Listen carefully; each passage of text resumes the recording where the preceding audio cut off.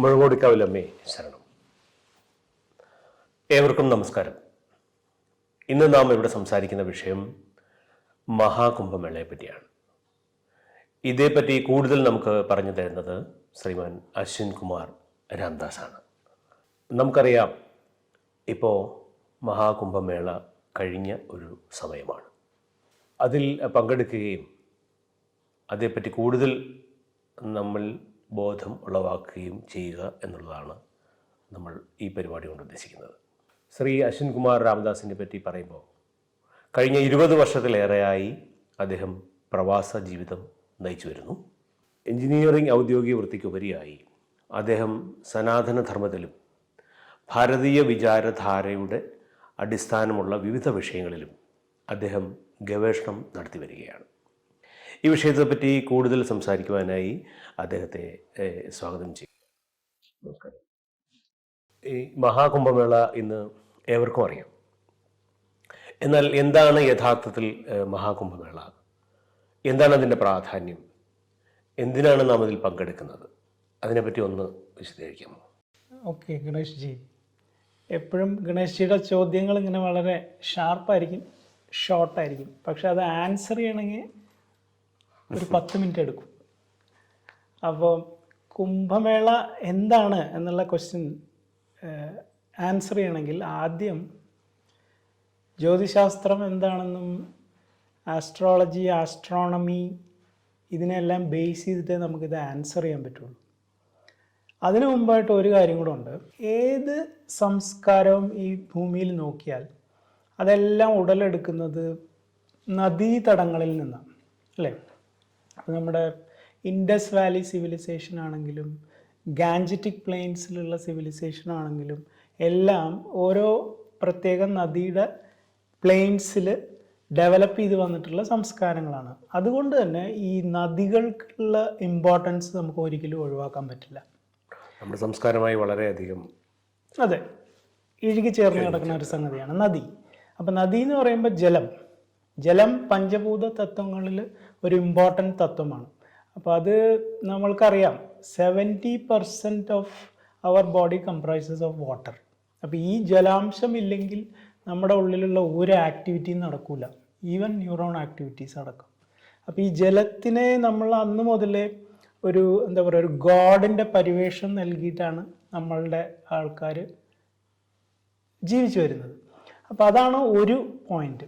രണ്ടാമത്തെ പോയിന്റ് എന്ന് പറയുന്നത്, ഈ ആസ്ട്രോളജിയിൽ നമുക്കറിയാം 12 രാശികളാണല്ലോ ഡിവൈഡ് ചെയ്തിരിക്കുന്നത്. സ്കൈ, മേടം തുടങ്ങി മീനം വരെ. അതിൽ മകരം, കുംഭം എന്ന് പറയുന്നത് ശനിയുടെ രാശികളാണ്.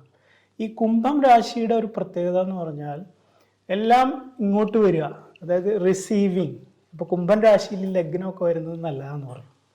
അപ്പോൾ അതുപോലെ ഈ രാശി ബിലോങ്സ് ടു സാറ്റേൺ, ശനി. അപ്പം ഈ കുംഭമേള ബേസിക്കലി പഴയ ആൾക്കാർ എങ്ങനെയാണ് ഡിസൈൻ ചെയ്തിരിക്കുന്നതെന്ന് വെച്ചാൽ, ഈ 9 ഗ്രഹങ്ങളിൽ ഏറ്റവും ഇമ്പോർട്ടൻ്റ് ആയിട്ടുള്ള 3 ഗ്രഹങ്ങൾ, അതായത് സൂര്യൻ, ചന്ദ്രൻ, ഓഫ് കോഴ്സ് ജൂപ്പിറ്റർ, ഈ 3 ഗ്രഹങ്ങളെ മാത്രമേ നമ്മളിവിടെ കൺസിഡർ ചെയ്യുന്നുള്ളൂ. ഈ 3 ഗ്രഹങ്ങളുടെ ചില പെർട്ടിക്കുലർ പൊസിഷനിങ്ങിനെ ആസ്പെക്റ്റ് ചെയ്തിട്ടാണ് ഈ മേള ആദ്യമായിട്ട് ഇവർ വിഭാവനം ചെയ്തിരിക്കുന്നതും അതാണ് ഇവർ ഫോളോ ചെയ്യുന്നത്. പക്ഷെ അത് ഒറ്റ പൊസിഷനല്ല. അത് ഫോർ എക്സാമ്പിൾ, ഇപ്പം മേടം രാശിയിൽ സൂര്യനും ജൂപ്പിറ്ററും വരുന്ന സമയത്ത് ഒരു കുംഭമേളയുണ്ട്. ചിങ്ങം രാശിയിൽ ജൂപ്പിറ്ററും സൂര്യനും വരുന്ന സ്ഥലത്ത് ഒരു കുംഭമേളയുണ്ട്. പക്ഷെ ഇപ്പം നടക്കുന്ന കുംഭമേള ഇത് രണ്ടുമല്ല. കുംഭം രാശിയിൽ സൂര്യൻ വരുമ്പോൾ, അതായത് മകരത്തിൽ ആദ്യം വന്ന് 1 മാസം കഴിഞ്ഞ് കുംഭത്തിലേക്ക് കയറും. പക്ഷേ വ്യാഴം നിൽക്കുന്നത് ഇടവം രാശിയിലാണ്.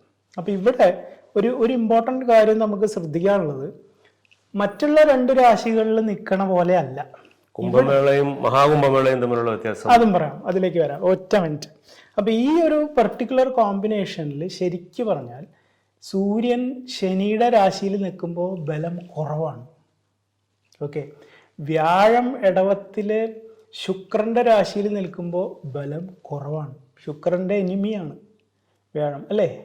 സൂര്യൻ്റെ എനിമിയാണ് സാറ്റേൺ. അപ്പം നമ്മൾ വിചാരിച്ചിരിക്കുന്ന പോലെ ഇതൊരു ഓസ്പീഷ്യസ് ടൈം അല്ല. ഇത് ആക്ച്വലി ഒരു വീക്ക് ടൈമാണ്. അപ്പോൾ ഈ ടൈമിൽ നമ്മളെ പോലുള്ള സാധാരണ ആൾക്കാർക്ക് ഒരു എന്താ പറയുക, ഒരു എലിവേഷൻ, ഒരു പവർ, ഒരു സ്പിരിച്വൽ ജാഗരണം എന്നൊക്കെ പറയില്ലേ, അത് ഉള്ളിൽ നിന്ന് കിട്ടാൻ വേണ്ടിയിട്ടാണ് ഈ സമയത്ത് സാധകം ചെയ്യാനും പ്രാർത്ഥിക്കാനും ഈ മേള ഇതുപോലെ ഡിസൈൻ ചെയ്ത് വെച്ചിരിക്കുന്നത് പഴയ ആൾക്കാർ. പിന്നെ ഈ ഒരു ഇമ്പോർട്ടൻ്റ് കാര്യം കൂടെ ഉണ്ട്. ഈ വ്യാഴം ഒരു രാശിയിൽ 11 മാസവും ഏകദേശം കുറച്ച് ദിവസങ്ങളും വേണം ഒരു രാശിയിൽ നിന്ന് വേറെ രാശിയിലേക്ക് വരാൻ. അപ്പം നമുക്ക് 12 രാശിയിൽ വ്യാഴം മൂവ് ചെയ്യണമെങ്കിൽ അപ്രോക്സിമേറ്റ്ലി 12 വർഷം വേണം. അതാണ് ഈ 12 വർഷം കൊണ്ട് ജൂപ്പിറ്റർ എല്ലാ രാശിയിലും ട്രാൻസിറ്റ് ചെയ്യുന്നതിനെയാണ് ഈ കുംഭമേള എന്ന് പറയുന്നത്, മെയിൻ കുംഭമേള. അതേസമയം അതൊരു 6, 1, 5, 9 രാശികൾ എടുക്കൂലേ. അപ്പം അങ്ങനെ ഒരു 6 രാശി കഴിയുമ്പോൾ അർദ്ധകുംഭം വരും. അതാണ് ഇടയ്ക്ക് അർദ്ധകുംഭങ്ങൾ വരുന്നത്, നാസിക്കിലും ഹരിദ്വാറിലും ഒക്കെ. ഇത് മെയിൻ കുംഭമേള. അതേപോലെ ഈ 12 വർഷം കൊണ്ട് ഈ ജൂപ്പിറ്റർ ഓരോ രാശിയിലും നമ്മൾ ഓരോ 12 വെച്ച് കൊടുക്കുകയാണെങ്കിൽ 12 × 12 144 ഇയേഴ്സ് ആണ് നമ്മൾ ടോട്ടലി അസൈൻ ചെയ്തിരിക്കുന്നത്. അപ്പോൾ ടോട്ടലി ജൂപ്പിറ്റർ ഈ ഫുൾ യൂണിവേഴ്സ് കറങ്ങും. അതാണ് മഹാകുംഭമേള എന്ന് പറയുന്നത്. I hope it's clear. അപ്പൊ ഈ വർഷം ഇപ്പൊ നടന്നത് Maha Kumbh Mela. That means it happens only in 144 years. അപ്പൊ അതുകൊണ്ടാണ് ഇനി നമ്മുടെ ജീവിതത്തിൽ നമുക്ക് ഉണ്ടാവില്ല. പക്ഷെ ഇത് വർഷങ്ങളായിട്ട് നടന്നു പോരുന്നുണ്ട്, നടത്തിക്കൊണ്ടുവരുന്നുണ്ട്, അതിനുള്ള എവിഡൻസുകളൊക്കെ ഉണ്ട്. പക്ഷെ ഇതൊക്കെ നടന്നിരുന്നത് ഈ സന്യാസിമാരും ഈ അഖാഡ ഗ്രൂപ്പുകളും തമ്മിലുള്ള ഒരു അറേഞ്ച്മെന്റിന്റെ ബേസിസിലാണ് ഇത് നടന്നു വന്നിരുന്നത്. ഇപ്പോഴാണ് അതിൽ കൂടുതൽ സാധാരണക്കാരൊക്കെ ഇൻവോൾവ് ആവുകയും ഇതിന് ഇത്രയും എന്താ പറയുക പോപ്പുലാരിറ്റി കിട്ടിയതൊക്കെ ഇപ്പോഴാണ്. ഇപ്പൊ കഴിഞ്ഞ കുംഭത്തിനൊന്നും ഇത്രയും ഒരു ഫേമസ് ഒന്നും ആയിരുന്നില്ല. But there are historical evidences. അതായത് 12 വർഷം മുമ്പ് 2013 ഒരെണ്ണം, അതിനു മുമ്പ് 2001 ഒക്കെ നടന്നതിൻ്റെ ഒക്കെ എവിഡൻസസ് ഉണ്ട്. ഇംഗ്ലീഷുകാരുള്ള സമയത്തും ഇത് നടത്തിയിട്ടുള്ളതായിട്ടുള്ള റെക്കോർഡ്സ് ഉണ്ട്. അവർ even they collected tax for those people who came to attend പക്ഷെ ഇപ്പോ ഇതിന് ഇത്ര ഇമ്പോർട്ടൻസ് കിട്ടിയത് എങ്ങനെ വെച്ചാൽ ഇപ്പോഴത്തെ ഗവൺമെന്റ് ഇതിനെ വളരെയധികം പ്രോത്സാഹിപ്പിക്കുകയും അവർക്ക് വേറെ ടാർഗറ്റ്സ് ഉണ്ടാവും മേ ബി. അപ്പൊ അതൊരു വലിയൊരു ഇവന്റായി, ഒരു മെഗാ മേളയായി മാറി. ഇത് നടത്തുന്നവർ പോലും വിചാരിച്ചിട്ടില്ല ഇതിന് ഇത്ര അധികം ആൾക്കാർ വരുന്നത്.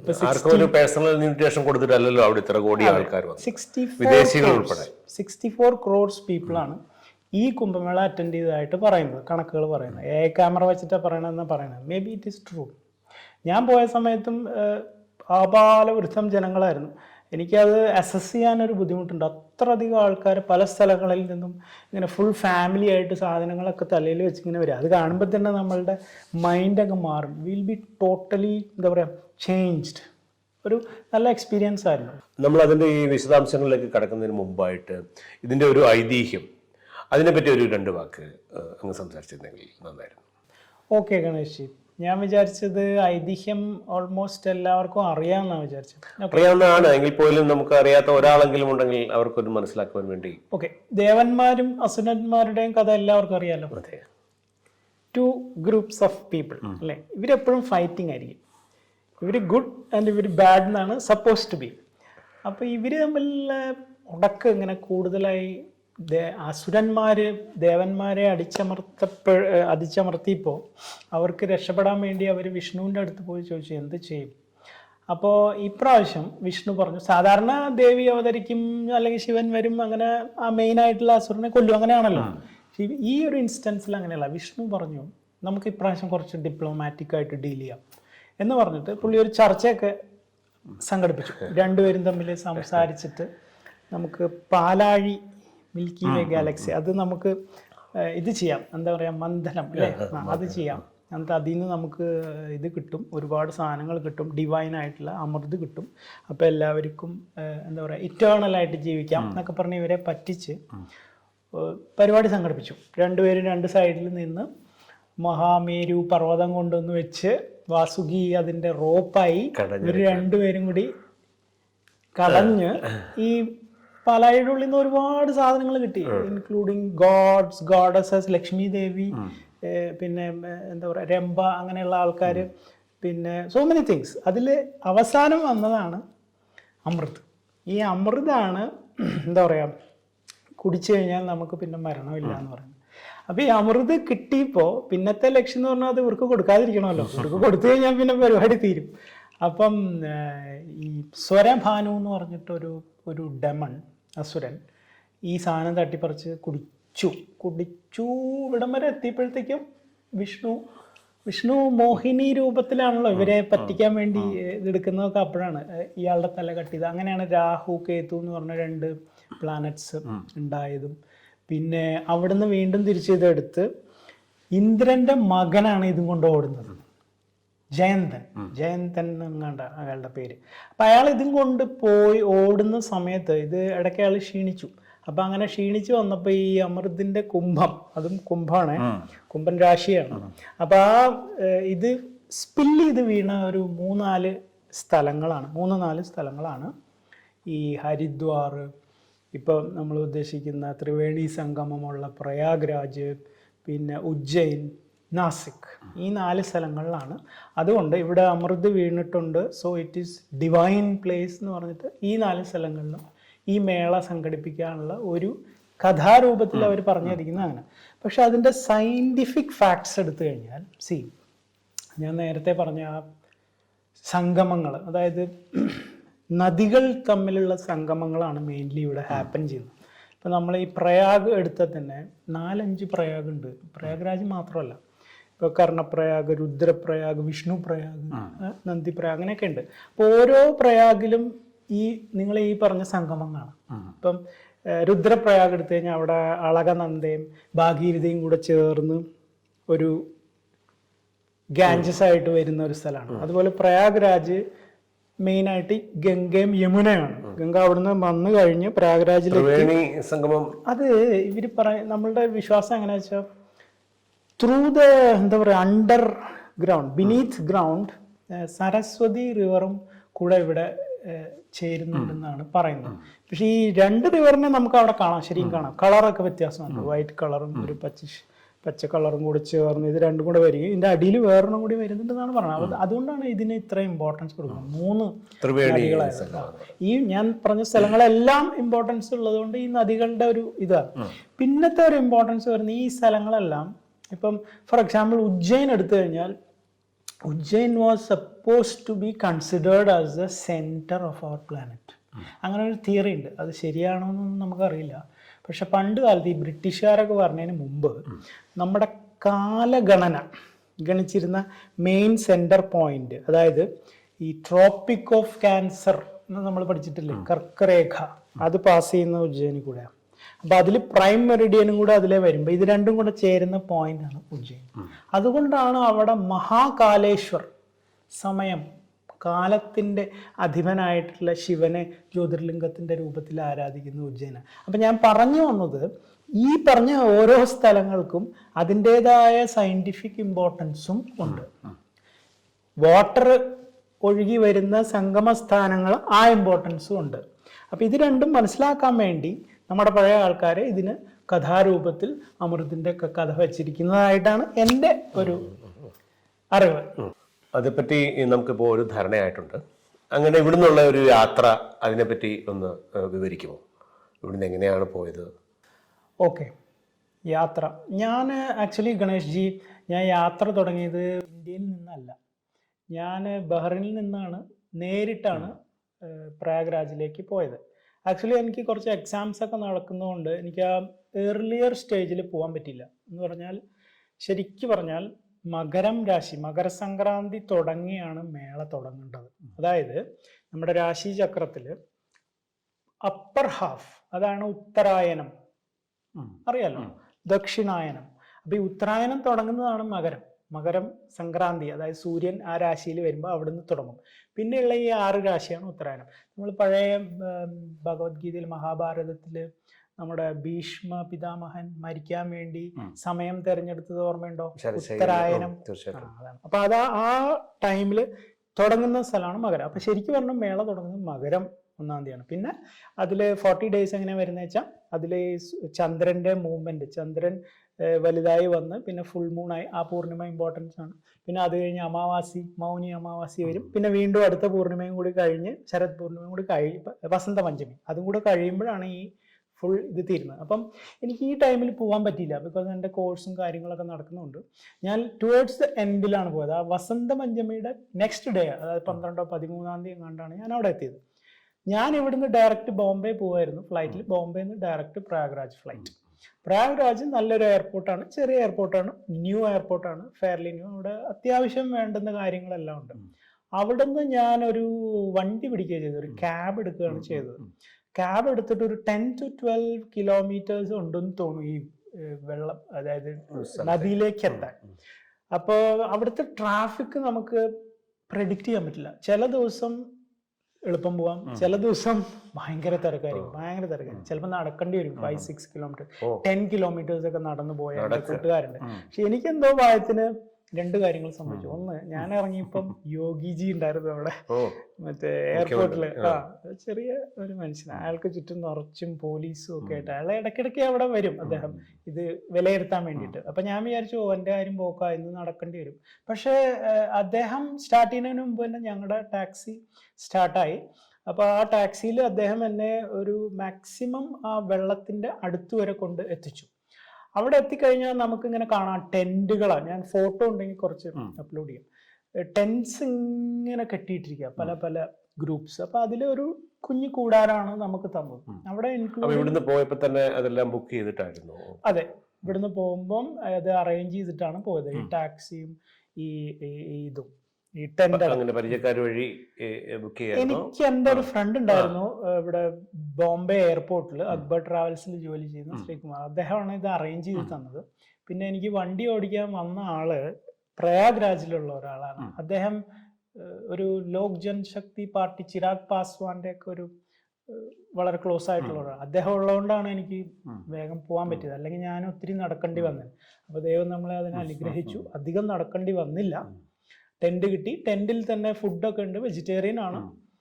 പച്ചരി, ചോറും, ചപ്പാത്തി, 2-3 കറികൾ, നല്ല ചപ്പാത്തി. സത്യം പറയാലോ, നമ്മളിവിടെ ഉണ്ടാക്കുന്ന പോലത്തെ ചപ്പാത്തി അല്ല, അതിനൊരു ഒരു പ്രത്യേകത ഉണ്ട്. ഭയങ്കര ലൈറ്റ് ആൻഡ് ക്രിസ്പി ഒക്കെ ആയിട്ട്, നല്ല കറികളും നല്ല സ്പൈസി കറികളൊക്കെ ആയിട്ട് എൻജോയ് ചെയ്തു, കഴിച്ചു. രാവിലെ 5 മണിക്ക് എണീറ്റ്, എനിക്കത് നിർബന്ധമായിരുന്നു, സൂര്യൻ ഉദിക്കുമ്പോൾ പോയി മുങ്ങണം എന്നാണ് ഞാൻ വിചാരിച്ചത്.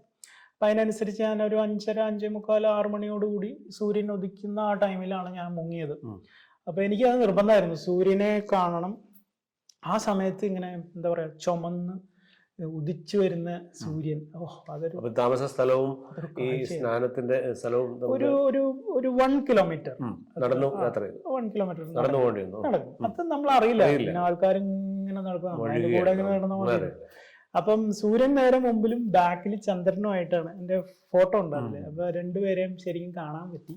അങ്ങനെയാണ് ഞാൻ മുങ്ങിയത്.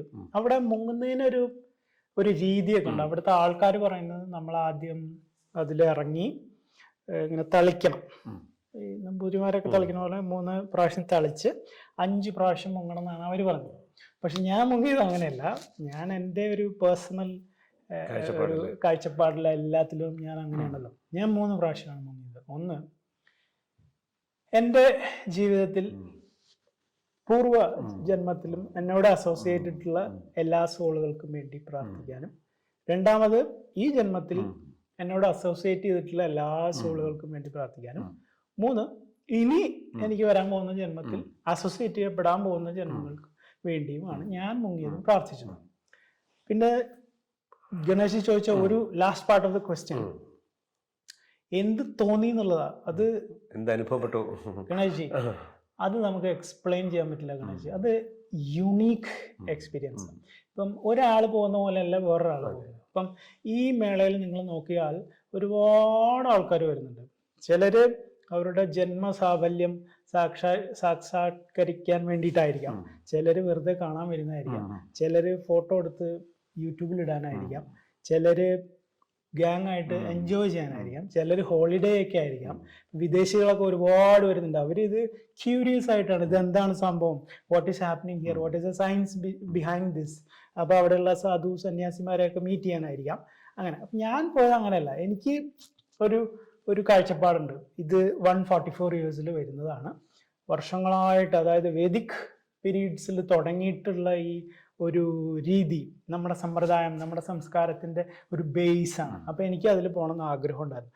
ഞാൻ അവിടെ പോയപ്പോൾ മുങ്ങിക്കഴിഞ്ഞപ്പോൾ എനിക്ക് തോന്നിയത് അവിടെ എൻ്റെ ഉള്ളിലുള്ള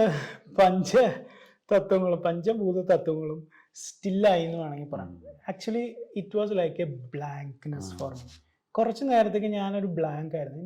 ഞാനവിടെ ഞാനില്ല, ഫിസിക്കലി ഞാനില്ല, എൻ്റെ ഇമോഷൻസ് ഇല്ല, ഡിസയർ ഇല്ല, എൻ്റെ മൈൻഡ് ഇല്ല. ഓക്കെ, അപ്പോൾ അവിടെ അഗ്നിതത്വം ഇല്ല, വെള്ളതത്വം ഇല്ല, ഒരു തത്വങ്ങളും ഇല്ല, ഒന്നുമില്ലാത്തൊരു ബ്ലാങ്ക്നെസ്. ആ ബ്ലാങ്ക്നെസ്സിലാണ് നമ്മൾ ഹയർ കോൺഷ്യസ്നെസ് ആയിട്ട് റിലേറ്റ് ചെയ്യുന്നത്. ശരിയല്ലേ? അങ്ങനെയാണല്ലോ പല പുസ്തകങ്ങളും പറയുന്നത്. അപ്പൊ ആ ഒരു ഫീലിംഗ് ആണ് എനിക്ക് ഉണ്ടായത്. അത് കുറച്ചു നേരം വരെ ഉണ്ടായിരുന്നു. എനിക്ക് വീണ്ടും വീണ്ടും പൊങ്ങണമെന്നും അവിടെ കുറച്ചു നേരം ഇരിക്കണമെന്നും വീണ്ടും വൈകുന്നേരം വന്ന് പൊങ്ങണമെന്നൊക്കെ ഉള്ള ആഗ്രഹം ഉണ്ടായിരുന്നു. പക്ഷെ നമ്മുടെ എല്ലാം ചാർട്ടേഡ് ആയതുകൊണ്ട് തിരിച്ചു വരികയാണ് ഉണ്ടായത്. പക്ഷെ it was really A unique experience which cannot be explained just like that. It is something which you have to experience. അത് എനിക്ക് പറയാം, ഡിവൈൻ എക്സ്പീരിയൻസ്. ഞാൻ പല ആൾക്കാരോടും സംസാരിച്ചു. എൻ്റെ കൂട്ടുകാരൊക്കെ പോയിരുന്നല്ലോ. അപ്പോൾ അവർ പറഞ്ഞു, പ്രത്യേകിച്ച് ഇവിടുന്ന് പോയ ഒരു കൂട്ടുകാരൻ എന്നോട് പറഞ്ഞു, യു ഗോ അലോൺ എന്ന് പറഞ്ഞു. ഞാൻ പറഞ്ഞു, I am always alone, I want to go alone. അപ്പോൾ അലോൺ പോകുമ്പോഴാണ് നമുക്കത് ശരിക്കും ഫീൽ ചെയ്യാൻ പറ്റുന്നത്. അതേസമയം കൂട്ടുകാരൊക്കെ ആയിട്ട് പോകുമ്പോൾ ചിലപ്പോൾ അത്ര ആ ഫീലിംഗ് കിട്ടുമെന്ന് അറിയില്ല, മേ ബി. അപ്പോൾ it was really really really a great experience for me, a kind of transforming thing inside me. Okay, it has made me cool. എനിക്ക് ടെൻഷനുകളൊക്കെ കുറഞ്ഞ പോലെ തോന്നുന്നു, സത്യം പറയാലോ. ഞാൻ ഇതിലൊന്നും നുണ പറയുന്നില്ല. I feel light, I feel contented. Happy എന്ന് പറയാൻ പറ്റില്ല, happy is not the right word. It was a great experience. ഏകദേശം 65 കോടിയിലധികം ആൾക്കാർ ഇന്ത്യയിൽ നിന്നും വിദേശ രാജ്യങ്ങളിൽ നിന്നും വന്ന് പങ്കെടുത്ത ഒരു വലിയ ചടങ്ങ്. അതിൽ നമ്മൾ സ്നാനം ചെയ്യുന്നു ഒരു നദിയിൽ. അപ്പോൾ തന്നെ നമുക്ക് സ്വാഭാവികമായിട്ട് വരുന്നൊരു സംശയം എന്ന് പറയുന്നത് ആ നദിയുടെ ശുചിത്വം, ആ പരിസര പ്രദേശങ്ങളിലെ ശുചിത്വം, അവിടുത്തെ ആളുകളെ ഇത്രയും വലിയ ഒരു പ്രോഗ്രാം ഓർഗനൈസ് ചെയ്യുന്നതിനുള്ള ആ ഒരു ഉത്തരവാദിത്വം, അതെങ്ങനെ നോക്കിക്കാണുന്നു? ഓക്കെ, അത് നല്ല ക്വസ്റ്റ്യനാണ്. അപ്പോൾ ഇതിൽ 2-3 കാര്യങ്ങളെ പറയാം. 1890-ലാണെന്ന് തോന്നുന്നു ഒരു അന്നത്തെ ഇംഗ്ലീഷുകാരായിരുന്നല്ലോ, ഇംഗ്ലീഷ് ഗ്രൂപ്പിൻ്റെ കൂടെ വന്ന ഒരു ബാക്ടീരിയോളജിസ്റ്റ് ഉണ്ട്. അയാളുടെ പേര് ഞാൻ ശരിയായി ഓർക്കുന്നത് ശരിയാണെങ്കിൽ ഏർണസ്റ്റ് ഹാൻപിൻ, അതാണ് അദ്ദേഹത്തിൻ്റെ പേര്. അദ്ദേഹം 1890 റിസർച്ച് നടത്തിക്കൊണ്ടിരിക്കുകയായിരുന്നു ഇന്ത്യയിൽ. പല അസുഖങ്ങൾ, മലേറിയ, കോളറ, അങ്ങനെയുള്ള അസുഖങ്ങളെക്കുറിച്ചൊക്കെ പഠിക്കുകയും ബാക്ടീരിയൽ ഇൻഫെക്ഷൻ എങ്ങനെയാണ് കൺട്രോൾ ചെയ്യേണ്ടതെന്നൊക്കെ പഠിക്കുക. അന്ന് 100 years ബാക്കാണ് ചെയ്തുകൊണ്ടിരിക്കുക. അദ്ദേഹത്തിൻ്റെ ഒരു ജേർണൽ അദ്ദേഹം എഴുതിയിട്ടുണ്ട്, കണ്ടുപിടിച്ചിട്ട്. അതായത് മോസ്റ്റ് ഓഫ് ദ എന്താ പറയുക diseases in India were not spreading because of the Ganges. അതായത് ഗംഗയുടെ വെള്ളം ഉള്ളതുകൊണ്ടാണ് ഇവിടെ കൂടുതലായിട്ട് മലേറിയയും കോളറയൊക്കെ സ്പ്രെഡ് ചെയ്യാത്തതെന്ന്. വൈ? ബിക്കോസ് അദ്ദേഹം ടെസ്റ്റ് ചെയ്തു വെള്ളം അന്ന് 1900-ൽ. പിന്നീട് അദ്ദേഹത്തിൻ്റെ തിയറിയൊക്കെ അപ്രൂവ് ചെയ്തത് 1920, 1910-ലൊക്കെയാണ്. അപ്പോൾ അദ്ദേഹം അന്ന് പറഞ്ഞത് വെച്ചത് ഗാഞ്ചസിൽ ഈ കോളൈ ബാക്ടീരിയനെ കിൽ ചെയ്യാനുള്ള ഇൻഹറൻറ്റ് സ്ട്രെങ്ത് അതിനുണ്ട്. ദാറ്റ് മീൻസ് ഈ വെള്ളത്തിൽ നിങ്ങൾ ബാക്ടീരിയ ഇടുകയാണെങ്കിൽ വിതിൻ 3 to 6 hours അത് ഓട്ടോമാറ്റിക്കലി ന്യൂട്രലൈസ് ആവും. How it is being neutralise എന്ന് എനിക്കറിയില്ല, but you are free to do your own experiments. പിന്നീട് ഒരുപാട് ആൾക്കാർ ടെസ്റ്റ് ചെയ്തിട്ടുണ്ട്, ഇപ്പോഴും ചെയ്യുന്നത്. ഇപ്പോൾ അവിടുത്തെ ക്ലീനിങ് എല്ലാം സംവിധാനങ്ങളെ പറ്റി ക്ലീനിങ് എല്ലാം ഇപ്പം ഹാൻഡിൽ ചെയ്യുന്നത് BARCയും ISROയും ആണ്. Do you know that? Baba atomic research centre and ISRO, ഇവരൊക്കെയാണ് അത് ചെയ്യുന്നത്. പിന്നെ അവിടുത്തെ സ്റ്റേറ്റ് കൺട്രോൾ ബോർഡും എല്ലാം. അപ്പം അതിന് വെള്ളം ഈ മുങ്ങാൻ വേണ്ടിയിട്ട് അവിടെ ഇങ്ങനെ കുറേ ഇത് ബണ്ട് പോലെ ഇങ്ങനെ കെട്ടി വെച്ചിട്ടുണ്ട്. അപ്പോൾ ആ മുങ്ങാനുള്ള സ്ഥലം സെപ്പറേറ്റ് ആണ്. It's not open to the other water. ആ വെള്ളം അവരിങ്ങനെ കണ്ടിന്യൂസ് അവർലി ക്ലീൻ ചെയ്തുകൊണ്ടിരിക്കുക. നിങ്ങൾ അതിൽ എന്ത് ഇപ്പം ചിലർ മാലയിടും, പൂവിടും, വിളക്ക് കത്തിക്കും, അതെല്ലാം അപ്പ സ്കിം ചെയ്ത് നീറ്റാക്കി കൊണ്ടിരിക്കുക. അതുപോലെ ഇപ്പൊ ആരോ ഇങ്ങനെ ഒരു കോൺട്രവേഴ്സി വരുന്ന പോലെ പറഞ്ഞില്ലേ, ഈ കോളേജ് വന്നു, അതൊക്കെ കെമിക്കൽസ് ആഡ് ചെയ്ത് കഴിഞ്ഞാൽ ന്യൂട്രലൈസ് ആവും. അപ്പം water as far as I am concerned was and is very pure. ഒരു പ്രശ്നം നമുക്ക് എടുത്തിങ്ങനെ കാണാം, വെള്ളം ശരിക്കും കാണാം, നമുക്ക് അറിയാലോ വെള്ളത്തിന്റെ സ്മെല്ല്, കളറ്, ടേസ്റ്റ് ഇതെല്ലാം അറിയാം. മാത്രം ജലം, നമുക്ക് ഈ സൂര്യനെ പ്രാർത്ഥിക്കുമ്പോൾ ജലം അർപ്പിച്ചിട്ടാണല്ലോ നമ്മൾ പ്രാർത്ഥിക്കുന്നത്. അപ്പോൾ അത് വെരി ഇമ്പോർട്ടൻ്റ്. അപ്പോൾ അതുകൊണ്ട് അവർ അത്രയും ഇമ്പോർട്ടൻസ് ആ വെള്ളത്തിന് കൊടുത്തിട്ടുണ്ട്. അവിടെ എനിക്ക് ഒന്നും കാണാൻ കഴിഞ്ഞില്ല. 24 hours. And one more thing, അത് പറയാൻ ഒരു കാര്യം കൂടെ ഉണ്ട്. അവിടെ ഈ ടോയ്ലറ്റ്സ് ഒക്കെ സ്ഥാപിച്ചിട്ടുണ്ട് ഒരുപാട്, ഇടയ്ക്കിടയ്ക്ക് ഓരോ ഗ്രാപ്പിൽ. അപ്പോൾ നമുക്ക് എന്തെങ്കിലും യൂറിനേറ്റ് ചെയ്യാനൊക്കെ വേണമെങ്കിൽ ആ ഈ ടോയ്ലറ്റിൽ പോകും. അതിൽ തന്നെ directly connected to underground drainage ആണ്. എത്രയോ 1000 കിലോമീറ്റേഴ്സ് ഒക്കെയാണ് അവരത് ഉണ്ടാക്കി നദീതീരത്ത്. അതെ. അപ്പൊ ഈ വാട്ടർ മറ്റേ വാട്ടറിലേക്ക് മിക്സ് ചെയ്യില്ല, അത് ത്രൂ പൈപ്സ് എടുത്ത് വേറെ സ്ഥലത്തേക്ക്. നമ്മുടെ ശബരിമലയെ പറ്റിയൊക്കെ അറിയാതെ നമ്മൾ ആലോചിച്ച് പോവുകയാണ് ഈ അവസരത്തിൽ. എത്ര നല്ല രീതിയിൽ ഒരു മാതൃകയാക്കി ഇല്ലേ, ഇനിയും ഒരുപാട് ഇമ്പ്രൂവ്മെന്റ് നമുക്ക് കൊണ്ടുവരാൻ സാധിക്കും ഡെഫിനറ്റ്ലി എന്നുള്ളതല്ലേ എൻ്റെ ഒരു സന്ദേശം. ഡെഫിനറ്റ്ലി. ഇപ്പൊ പമ്പയൊക്കെ പോയി കണ്ടു കഴിഞ്ഞാൽ, ഞാൻ ലാസ്റ്റ് ടൈം ഞാൻ പോയപ്പോൾ സത്യം പറയാലോ എനിക്ക് ഭയങ്കര സങ്കടം വന്നു. അതുപോലെ ഈ കാശിയിലൊക്കെ ഞാനൊരു 10-15 വർഷം മുമ്പ് പോയിട്ടുണ്ട്. അപ്പോഴും ഉള്ള കാശി അല്ല ഇപ്പോൾ. ഞാൻ കാശിയിലും പോയായിരുന്നു. എൻറ്റയർലി ഡിഫറെന്റ് സിനാരിയോ ആണ് ഇപ്പോൾ. ഇപ്പം നമുക്ക് വീണ്ടും പോകാൻ തോന്നും. അത്ര നീറ്റായിട്ടാണ് ഈ ഗവൺമെന്റ് കാര്യങ്ങളൊക്കെ ചെയ്യുന്നത്. ഞാൻ ഗവൺമെന്റിനെ ഒരു എന്താ പറയുക പൊളിറ്റിസൈസ് ആയിട്ട് പറഞ്ഞല്ല, ഞാൻ ഫാക്റ്റ് ആയിട്ട് പറഞ്ഞത്. അത്രത്തോളം ശുചീകരണ തൊഴിലാളികളും അവിടെ നിരന്തരം പ്രവൃത്തിയിൽ ഏർപ്പെട്ടു എന്ന് വേണം മനസ്സിലാക്കാൻ. ഈ ടോയ്ലറ്റുകൾ, ചേഞ്ചിങ് റൂംസ്, പിന്നെ ക്ലീനിങ്, സ്കിമ്മിങ്, ഇത് പിന്നെ ക്ലീൻ ചെയ്യാനുള്ള ബോട്ടുകൾ, എല്ലാ ഒരു ഹോസ്പിറ്റൽസ്, ഒരുപാട് ടെമ്പററി ഹോസ്പിറ്റൽസ്, ഒത്തിരി കാര്യങ്ങൾ ഗവൺമെന്റ് അവിടെ ഇതിനു വേണ്ടി ചെയ്തിട്ടുണ്ട്. അതുകൊണ്ടായിരിക്കാം അദ്ദേഹത്തിന് ഇപ്പോൾ അവാർഡൊക്കെ കിട്ടിയത്, ബെസ്റ്റ് പ്രോഗ്രാം മാനേജ്മെന്റ്. ഇത്രയും ലാർജ് ഫ്ലോട്ടിംഗ് പോപ്പുലേഷൻ പോളിസി മേക്കേഴ്സിനും നയതന്ത്ര വിദഗ്ധർക്കും ഒക്കെ ഒരു മാതൃകയാക്കി എടുക്കാവുന്ന ഒരു വലിയ ഒരു. അതെ. പക്ഷേ ഇതില് ഒരു കാര്യം കൊണ്ടുണ്ട്, ഗവൺമെന്റ് മാത്രമല്ല ഇതില്. ഈ മേള ശരിക്കും പറഞ്ഞാൽ മാനേജ് ചെയ്യുന്നത് അഖാഡ പരിഷത്താണ്. അഖില ഭാരതീയ ഓൾ ഇന്ത്യ അഖാഡ പരിഷത്ത്. ഈ അഖാഡാസ് എന്ന് പറയുമ്പോൾ ഷാവലിൻ കേട്ടിട്ടുണ്ടോ? ഷാവലിൻ നിഞ്ച കരാട്ടെ കേട്ടിട്ടുണ്ടോ? അപ്പൊ അതുപോലെ ഹിന്ദു സനാതന സംസ്കാരത്തിന്റെ ഒരു റൂട്ട് അല്ലെങ്കിൽ ബേസിക് പില്ലേഴ്സ് എന്ന് പറയുന്നതാണ് അഖാഡ സമ്പ്രദായം. അപ്പൊ അതിൽ വൈഷ്ണവൈറ്റ്സ് ഉണ്ട്, ഷൈവൈറ്റ്സ് ഉണ്ട്, ഉദാസീനാസ് എന്ന് പറഞ്ഞിട്ടുണ്ട്, പല പല കൾട്ടുണ്ട്. അപ്പോൾ അവർ പ്രാക്ടീസ് ചെയ്യുന്ന രീതികളെല്ലാം വ്യത്യാസം ഉണ്ടാവും. അപ്പൊ പണ്ട് മുതലേ ഉള്ള ഒരു ഓൾഡസ്റ്റ് അഖാഡയാണ് ജുണ അഖാഡ. അതിലാണ് ഇപ്പൊ നമ്മൾ തൃശ്ശൂരിൽ നിന്ന് ഒരാളിപ്പം മഹാമണ്ഡലേശ്വറായി കിട്ടിയത്, സെലക്ഷൻ കിട്ടിയത്. അപ്പൊ ഈ അഖാഡയുടെ ഒരു സെറ്റപ്പ് ഫ്രെയിം വർക്ക് എന്ന് പറഞ്ഞാൽ നല്ല രസമാണ്. അവർക്ക് ഒരു ലോക്കൽ ലീഡർ ഉണ്ടാവും, മഹന്ത് എന്ന് പറയും. അത് കഴിഞ്ഞൊരു മണ്ഡലേശ്വർ, ആചാര്യ മണ്ഡലേശ്വർ, മഹാമണ്ഡലേശ്വർ, അങ്ങനെ ഒരു ലെവലായിട്ടാണ് അവരുടെ അഡ്മിനിസ്ട്രേഷൻ ഉള്ളത്. അത് എന്താ പറയുക, എലക്റ്റഡ് ഇതാണ്. അങ്ങനെ 13 ഗ്രൂപ്പ്സ് ആണ് ഇപ്പോൾ ഉള്ളത് ഐഡന്റിഫൈഡ്.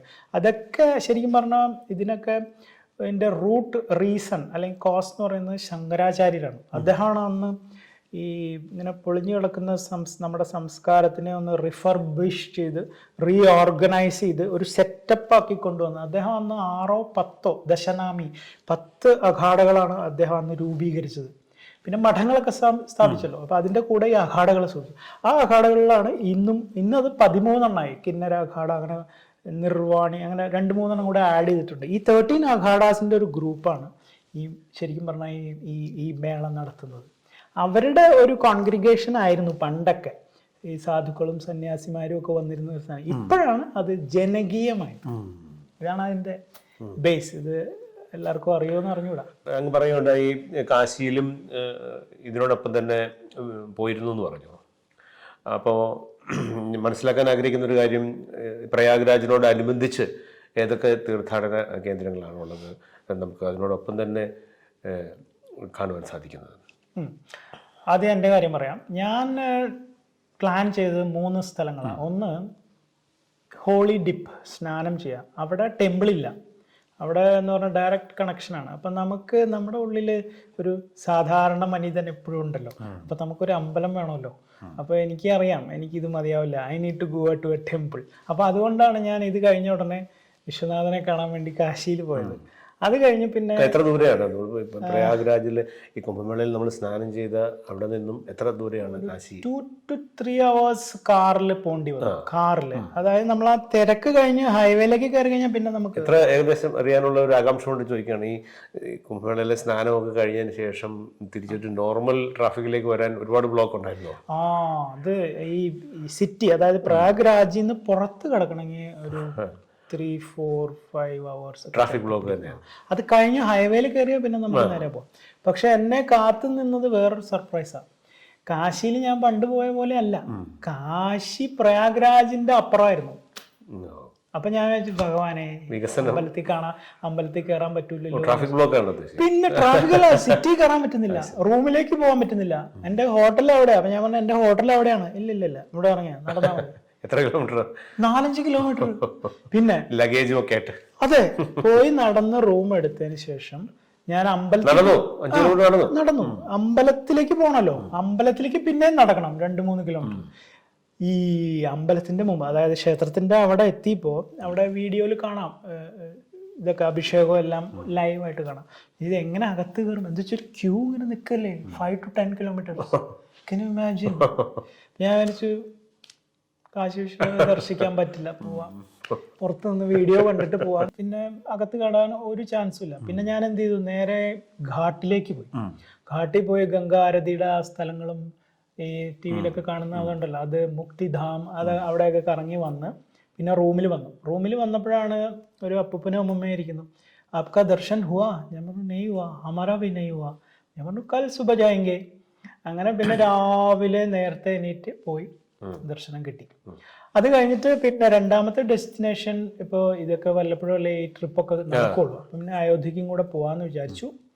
അങ്ങനെ അവിടുന്ന് വീണ്ടും അയോധ്യ റോഡിലേക്ക് കയറി. അങ്ങനെ എത്ര മണിക്കൂർ യാത്ര? 6 hours, 5 to 6 hours കാറിലാണ്. അങ്ങനെ പിന്നെ ഗണേശ് ചോദിച്ച ചോദ്യം, ഈ പ്രയാഗ്രാജില് കുറെ ടെമ്പിൾസ് ഉണ്ട്. അതില് ഇമ്പോർട്ടന്റ് ആയിട്ടുള്ള ഒരു ടെമ്പിൾ എന്ന് പറയുന്നത് സംകട് മോചൻ ഹനുമാൻ ടെമ്പിൾ. അത് കുറച്ച് ഫേമസ് ആണ്. അവിടെ ഒരു 3-4-5 ടെമ്പിൾസ് ഉണ്ട് അടുത്ത്. പക്ഷെ ആരും അങ്ങനെ ആ ടെമ്പിൾസിൽ അധികം പോകുന്നതായിട്ട് ഞാൻ കണ്ടില്ല. എല്ലാവരും വരുന്നത് ഈ സ്നാനത്തിന് വേണ്ടിയിട്ടാണ്. സ്നാനം കഴിഞ്ഞ് ഒരു ബൾക്ക് ഓഫ് ദ പീപ്പിളും പോകുന്നത് കാശിക്ക.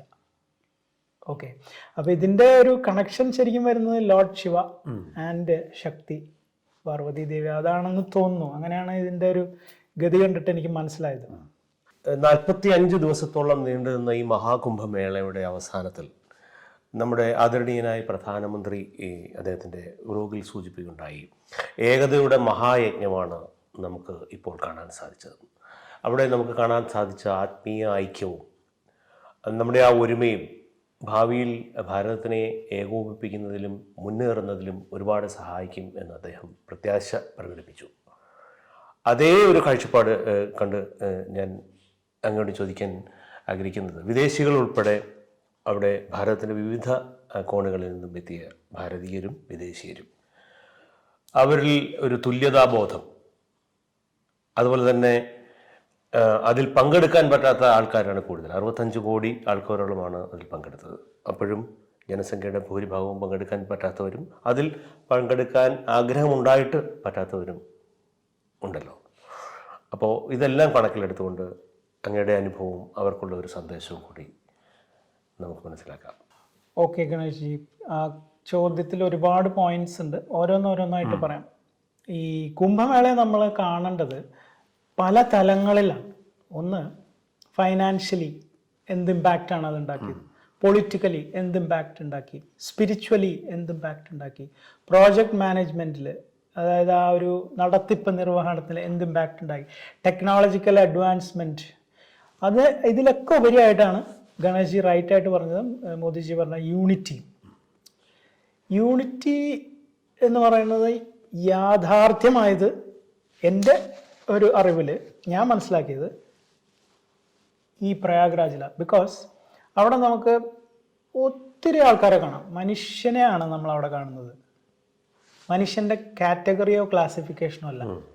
അവിടെ മെക്സിക്കോയിൽ നിന്ന് വന്ന ആളുണ്ട്, അമേരിക്കയിൽ നിന്ന് വന്ന ആളുണ്ട്, ഓസ്ട്രേലിയയിൽ നിന്ന് കാനഡയിൽ നിന്ന് വന്ന ആളുണ്ട്, റഷ്യ യുക്രൈനിൽ നിന്ന് വന്ന ആൾക്കാർ രണ്ട് ടെൻ്റ് ഓപ്പോസിറ്റ് ആയിട്ട്. നമ്മുടെ തന്നെ എത്രയോ ആൾക്കാർ അവിടെ ജാതിയില്ല, വർണ്ണമില്ല, കാറ്റഗറി ഇല്ല, വലിപ്പച്ചെറുപ്പമില്ല, വലിപ്പച്ചെറുപ്പം, തിരക്കില്ല, തിക്കില്ല, നമ്മളെ എന്തോ തള്ളോ ഒരു പരിപാടി, എല്ലാവരും ഇങ്ങനത്തെ ഒരു മേള ഞാൻ ഇതുവരെ എൻ്റെ ലൈഫിൽ ഞാൻ എവിടെ കഴിയും. ഗണേശ്, സാധാരണ നമ്മൾ ഏതെങ്കിലും ഒരു ക്ഷേത്രത്തിൽ പോയി കഴിഞ്ഞാൽ, ഒരു ഇമ്പോർട്ടൻറ്റ് ക്ഷേത്രം ഗുരുവായൂരോ ചോട്ടാനിക്കരോ ഒക്കെ പോയി കഴിഞ്ഞാൽ, ശബരിമലയൊക്കെ പോയി എന്തൊരു തിരക്കാ അല്ലേ, ഇടി തള്ള് എല്ലാ പ്രശ്നങ്ങളും. പക്ഷെ ഇവിടെ ആ ഒരു സംഭവമേ ഇല്ല.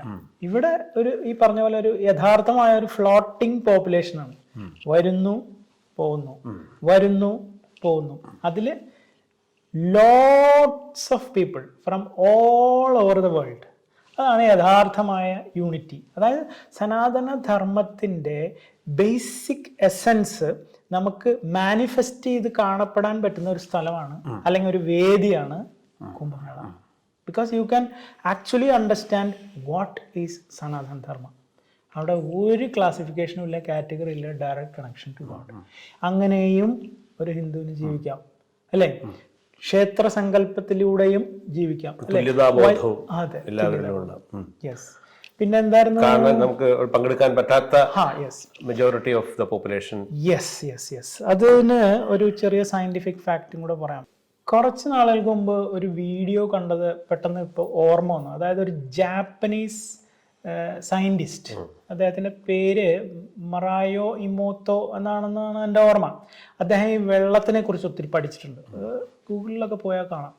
അപ്പോൾ ഈ വെള്ളത്തിന് മെമ്മറി ഉണ്ട്, എനർജി ഉണ്ട്.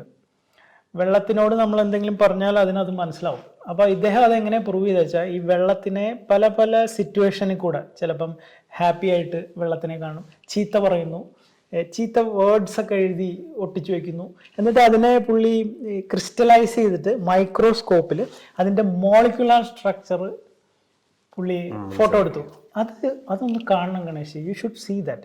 അതായത് ഓരോ സിറ്റുവേഷനിലും ഈ വെള്ളത്തിൻ്റെ മോളിക്കുലാർ സ്ട്രക്ചർ, അതിൻ്റെ ഘടനയുടെ പടങ്ങൾ കണ്ടാണ്ടല്ലോ. ഇപ്പം നമ്മൾ ആ ഡേർട്ടി വാട്ടറിൻ്റെ ഒക്കെ ആണെങ്കിൽ നമ്മൾ പേടിച്ചു പോകും, സത്യത്തിൽ പേടിച്ചു പോകും. അത്രയും ഭീകരാവസ്ഥയാണ് ആ മോളിക്കുലാർ അതിൻ്റെ ആ ഒരു പടം.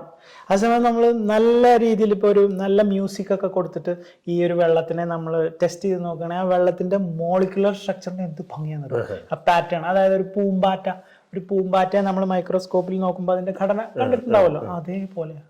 അപ്പം ഈ വെള്ളം ഭയങ്കര ഇമ്പോർട്ടൻ്റ് ആയിട്ടുള്ള ഒരു തത്വമാണ്. ഈ പഞ്ചഭൂതങ്ങൾ വളരെ ഇമ്പോർട്ടൻ്റ് ആയിട്ടുള്ള ഒരു, ഞാൻ നേരത്തെയും പറഞ്ഞു.